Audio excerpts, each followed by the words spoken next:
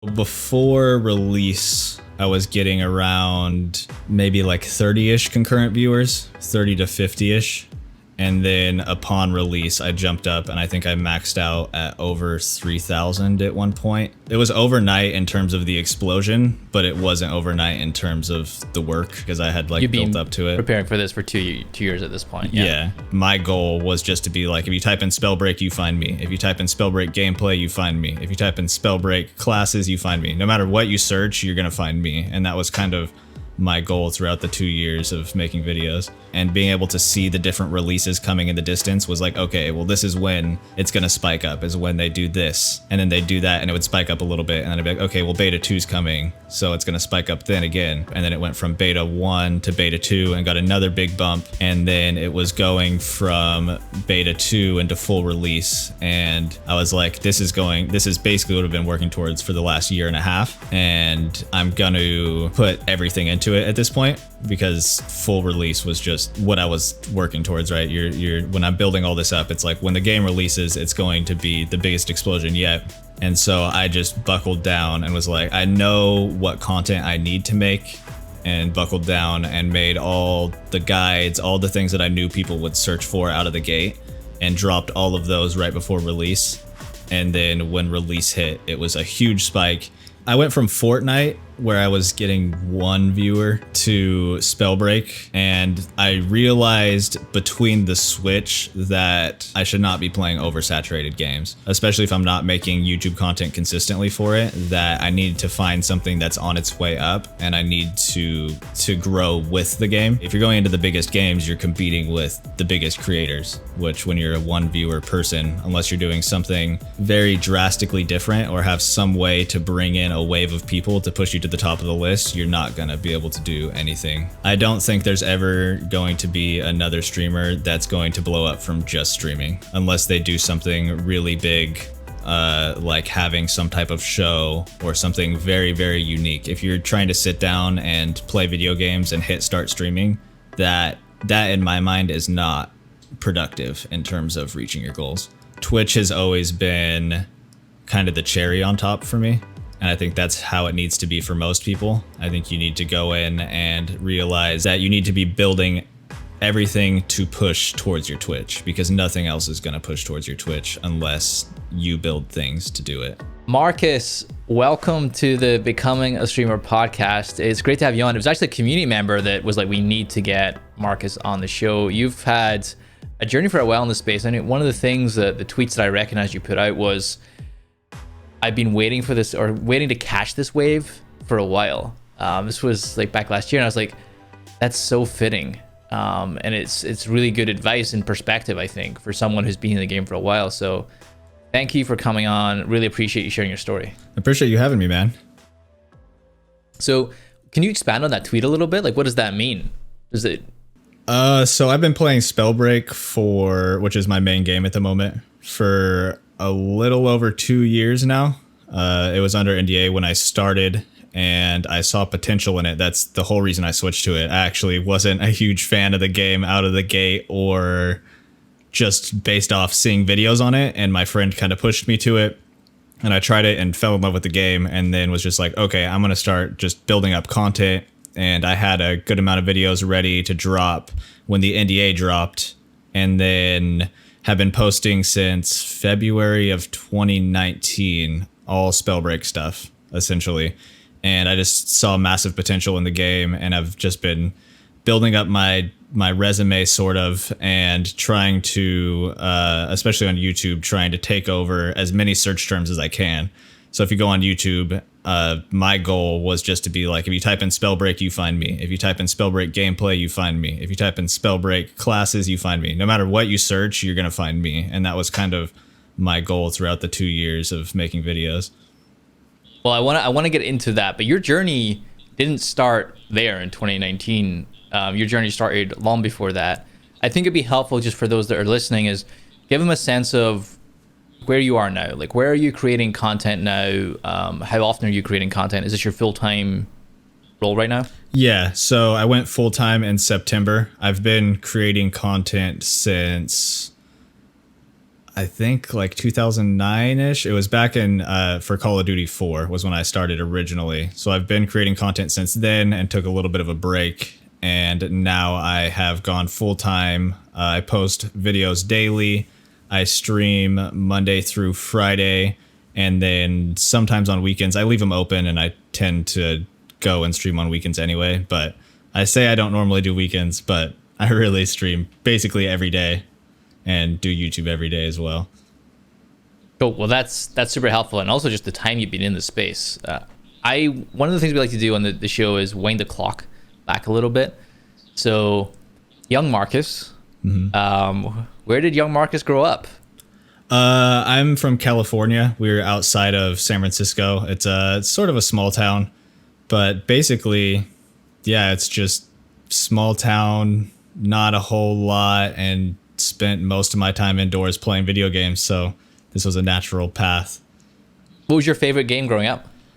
Ooh, there's so many good ones. I think my first like original like single player game was Fable. The original Fable I beat probably 15 times, and then I got into online gaming, playing as a second player on my brother's Xbox, playing Halo. And then once I got my own Xbox, I kind of got into like Gears of War and other online games. And I've just been into PvP shooters for as long as I can remember, basically. Predominantly console? Yes, back then. Now, I don't think I'll ever go back to console since I switched to computer. It's just, I just love it.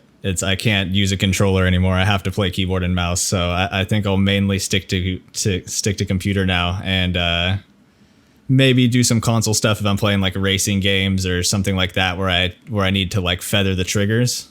But for anything aim based, I just have learned keyboard and mouse, and I think I'm gonna stick with it. It's such an advantage. It really is. I've did a little dip in console early on, but I've been on PC now since I was a kid, pretty much, and I just love PC, the accuracy, and there's a lot of listeners I know that are on console. It's just where they're getting their start. But there is a big shift when you go to PC in terms of your ability to compete at the highest level. Yeah, it's not only is it feels just like more of a natural input as well compared to controller, but having the extra frames and being able, just having all the extra settings within the games make it just give you that extra advantage for sure.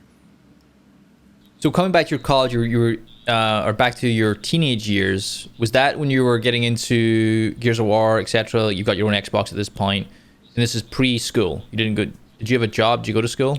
Yeah. So I graduated high school. I took a year off, and during that year is actually when I stopped content creating, or towards the end of high school, and I kind of just did my own thing and started getting back into gaming. And throughout community college, I was going for a computer science degree and was just always streaming. No matter what, I was just playing games with my friends and streaming constantly.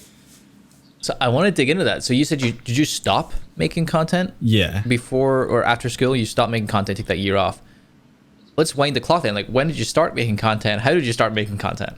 How did I start making content? So the original game I made content on was Call of Duty 4. If you were back in the content space back then, you probably knew M40A3 Predator or OpTic Predator. He's my best friend in real life. And he actually stumbled across Zergriz's videos, who is like the original Call of Duty montage maker. And my friend was just like, hey, I want to start making videos. And I was kind of like, okay, I'll join you. And then my friend, he's just a generous person. We went to Best Buy. He bought us both capture cards. And back then it was Dazzle. So it was a very standard definition, kind of janky version, especially compared to what it is now. And throughout that, we progressed we started the M40A3 team in Call of Duty 4.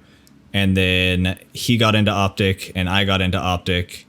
And we were both on the YouTube side. This is before OpTic was really a competitive organization. It was almost completely YouTube side. And so how did you even get into that? Like, how did you, I mean, a lot of listeners are like trying to get their, in to the space. Like, how did you even get into OpTic? Was your content like doing really well on YouTube? How did you bridge that gap? Yeah, so M40 was a huge team, not a huge team, but it was a pretty big team on its own. And so what sort of ended up happening was once they took Predator from M40, there was just so many members who were getting pulled from M40 into OpTic to make content for them. And I think our just team was on the map. I was getting a good amount of views per video. I think we were getting like between 20 to 50,000 views per montage. And That's a lot of views. I mean, for just starting your content creation journey, did you expect that in the beginning? no, not at all. We didn't expect anything in the beginning, really. We just were posting videos just to post videos, and we happened to kind of catch the Call of Duty wave. The Modern Warfare 2 wave was really what blew everybody up that was making Call of Duty videos. And How long from your like first video on YouTube to like, shit, this is working? maybe it was so long ago, maybe a year and a half. And back Okay, so you did put in some time. There was like definitely a grind that was happening before you got that. Like, this is working. sort of, I wouldn't necessarily consider it a grind. We were just kind of making videos loosely, and it's not like I put out a lot of videos. I probably had less than 30, but it was just, there was no competition in the space back then, so it was very easy to be found on YouTube.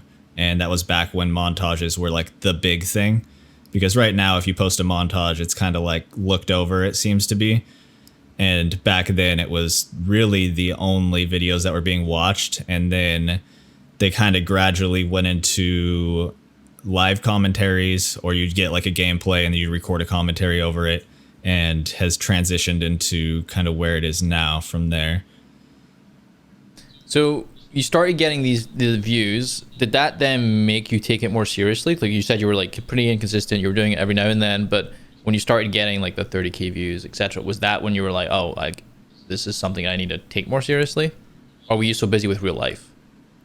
I was sort of taking it more seriously. Back then, there really wasn't any career opportunities. With those kind of views, I was not making almost any money. I would think I was making maybe like $1 to $2 per 1,000 views. So it's like if I posted a video, I would make maybe like 50 to $100 off of it. And we were only posting videos maybe once every couple of weeks, because to make montages, you have to stack up clips, and that takes a long time. And then the editing process also takes a long time. So it's not stuff that I could really pump out quickly. So it wasn't like I saw it as a career opportunity. And once I did actually see it as a career opportunity, I think that is what killed my interest in making videos back then. That's what made me stop. Oh, interesting. Yeah. Yeah. So I started taking it more seriously, and I'm like, okay, I got to post daily. I got to get gameplays. I got to do all this.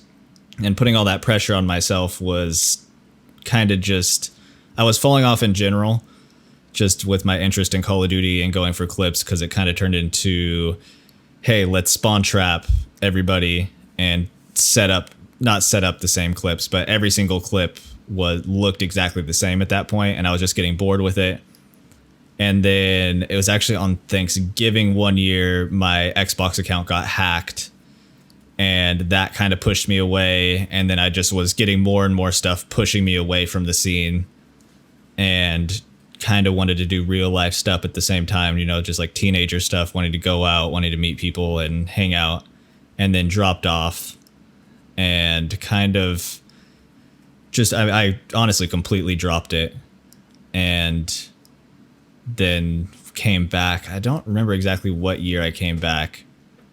I believe This is pre-college. This is in the middle of college, I believe. So So you went to school for comp sci. Why did you go to school for comp sci? I wanted to get into game development mostly, but I thought, well, I really didn't know what I wanted to do. But I figured I've loved video games forever. I wanted to get into game development, and then if that fell off and I lost my interest in that, I would be able to transition it, and there was lots of options with comp sci. So that was the main reason. You went to school. I'm sure your parents were like, "This is great. He's doing something responsible. He's going he's got the conventional path." Mm-hmm. Did you stick it out college?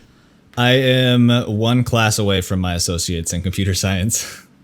So you didn't finish it? I didn't. No, I didn't even get the associates. Is since I went to community college, you get your associates and then you transfer to a larger college and then you go for another 2 years to get your bachelor. So I might go back because I stopped completely in September to go full time. So I may go back and just try to get that one class done because I put in like 8 years of work and figuring out what I wanted to do and taking a bunch of classes. So I might go back and do that just so I have something to show for all the work that I put in. And then I dropped it for what it's worth. I did comp sci and I dropped out. Yeah. As well. And it worked out okay. So I think, yeah, you don't want to pass up the opportunity to get it, but it's not a necessity to have that degree. Yeah, I agree. And you're living proof of that right now, right? You're getting to make content for a living at the moment. Yep. For right now, I'm trying to transition into making sure that it's more stable. As of right now, it's so fresh right now. We kind of had a big blow up in September. And I've just been kind of riding that. I don't want to cover that since. too much because I want to track a little bit, like from college to getting back into content, because you quit content at this point. And what called you back? Just video games. I've never really lost my interest in making content, and I always wanted to get into streaming. But back when I was making YouTube videos and doing well with them, streaming wasn't really a thing. I was actually started streaming on Justin TV, which was the original Twitch. So they just changed their name to Twitch and went full gaming focused, where Justin TV was just a bunch of random stream stuff. Like people would stream themselves just living in their house, and it was like a lot of weird stuff like that. And then back then it was also a really big struggle to get into streaming because there was no easy programs to use. You would basically have to, especially from console, you'd have to use your preview window on your PC, and you'd have to capture a portion of your PC screen, which was the preview window. And then from there, you'd have to use that to stream from, and then you'd have to sync up your mic. And it was just, there's like 100 different steps and hoops that you had to jump through to even get the stream working, especially from console. And it was rough, so I kind of stuck to YouTube and was kind of dabbling in streaming. And once I never really quit video games, but once I got more into video games again, I was just like, well, I want to stream, and I just decided I'm going to stream always. If I'm playing a video game, I'm always going to be streaming. How was those first streams? Did you have any expectation? Like, I want them to do well? Were you comfortable? Because like doing VOD content is very different from live content. How was that experience for you? I was pretty comfortable. I didn't really expect a whole lot. I was still putting out a few YouTube videos and stuff like that, and it was more for fun and just kind of a learning process.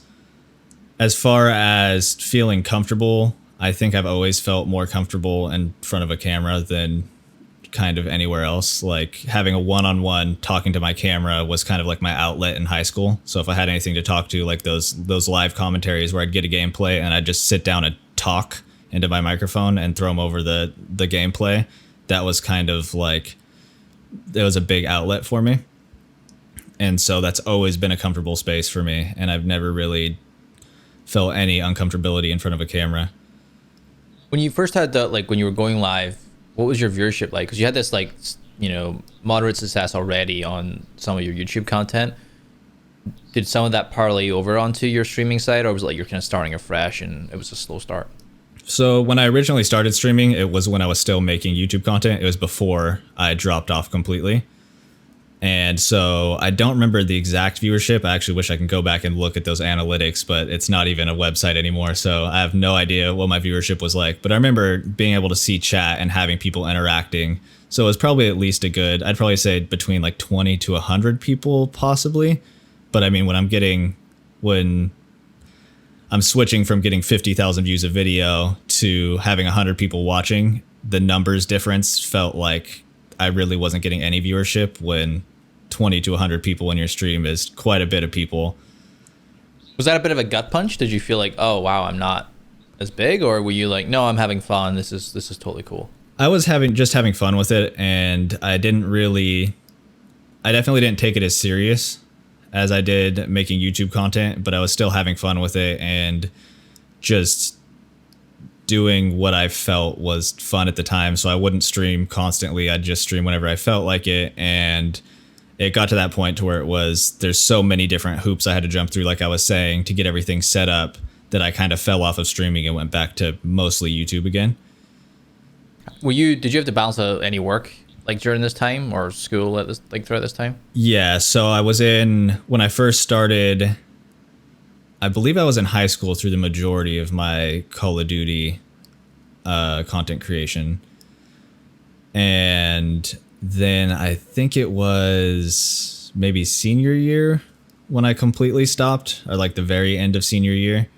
But so yeah, I was balancing school, and then I was working just a part-time job we have like this gym, like basically right next to our house. So I just walked down and would work there for like 4 or 5 hours, and then was also making just that small bit of money from content. So I wasn't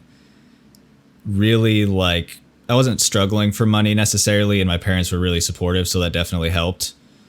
And so I had to balance it a little bit, but not as much as some other people may have had to. And how long ago was this? Because how old are you now? I'm 27. Marcus? So when you came out of uni recently, so you were in school recently? Yeah, and September was when I stopped. So the stream's picking up. What made you decide, like, at what point were you like, I can justify going more into the streaming side? As far as going full time, that was when the day that Spellbreak dropped. I knew coming up to it, the channel had slowly built, and I was catching every wave of Spellbreak. So, like I said, there was an NDA, and then once the NDA dropped, I started posting videos, and I was posting a couple times a week, and I just continued that, and then it went from alpha into beta, and then got a pretty big bump in my graph there, and my numbers went up, and then it went from beta 1 to beta 2 and got another big bump, and then it was going from beta 2 into full release, and I was like, this is basically what I've been working towards for the last year and a half, and I'm going to put everything into it at this point, because full release was just what I was working towards, right? When I'm building all this up, it's like when the game releases, it's going to be the biggest explosion yet.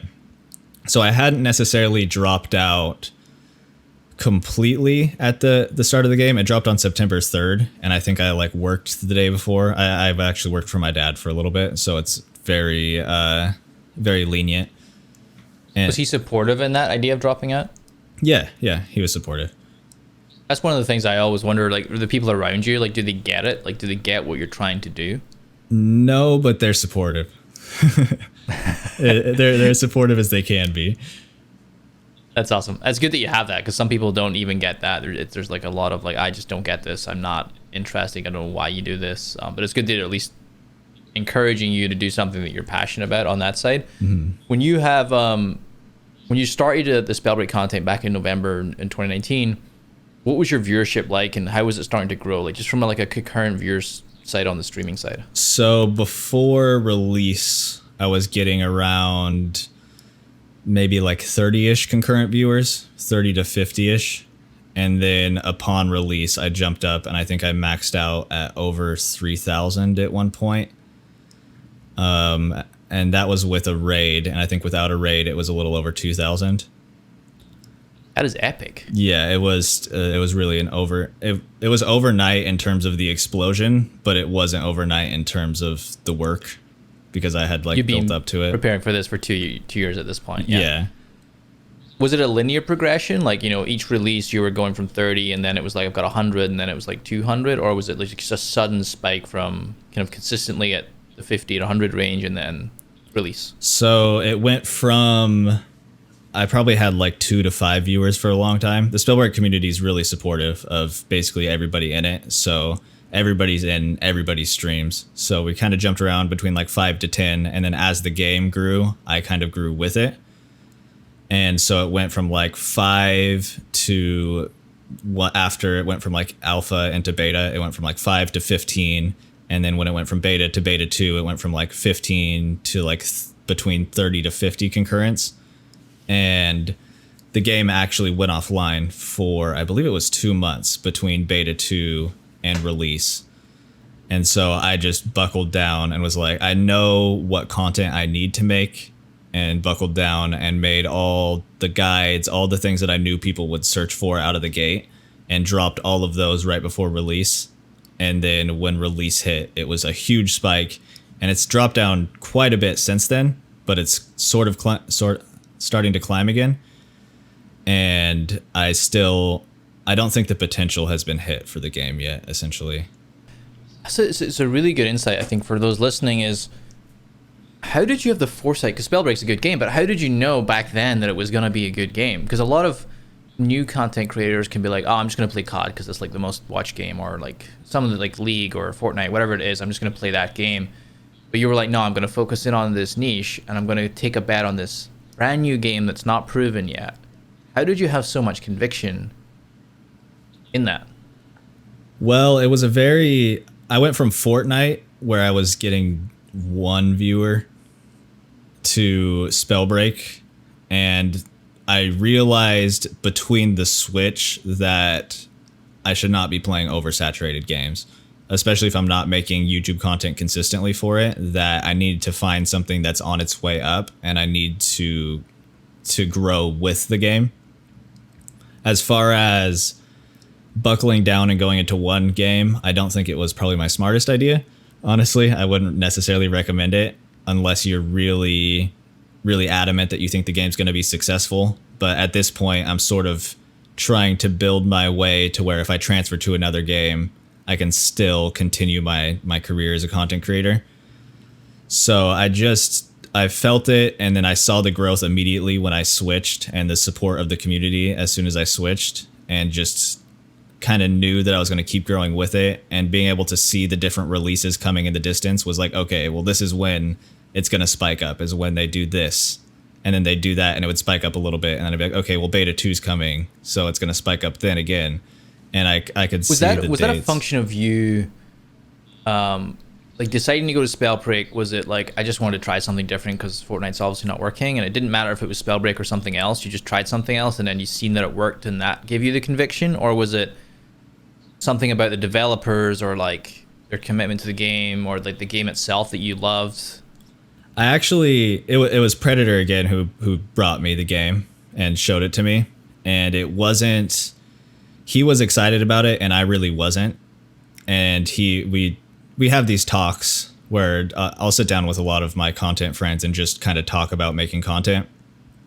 And I had been making Fortnite content for over a year and saw no growth. And so he pushed me into being like, hey, you should try out smaller games and see if you can compete there. Because you're basically, if you're going into the biggest games, you're competing with the biggest creators, which when you're a one viewer person, unless you're doing something very drastically different or have some way to bring in a wave of people to push you to the top of the list, you're not going to be able to do anything in those arenas, I guess. Did you have a close relationship with Spellbreak, like the dev team? Were you kind of in the loop there and like getting those NDAs, and then being able to like compile footage under NDA, and then when the release came, you were able to bring out more? Like, was there an inherent advantage that working closely with a smaller developer gave you? No, not necessarily. The entire community was under NDA. When you play the game, you would have to be under NDA. If you started streaming, the community was pretty strict about like, hey, this guy's streaming Spellbreak and he's not supposed to be.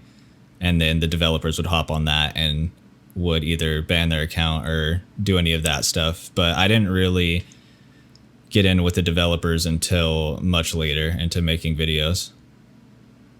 Did you think you'd already proven that you were able to create good content and that caught the developer's eye? Sort of. I think the numbers kind of spoke for themselves. I was really the only one making consistent YouTube content.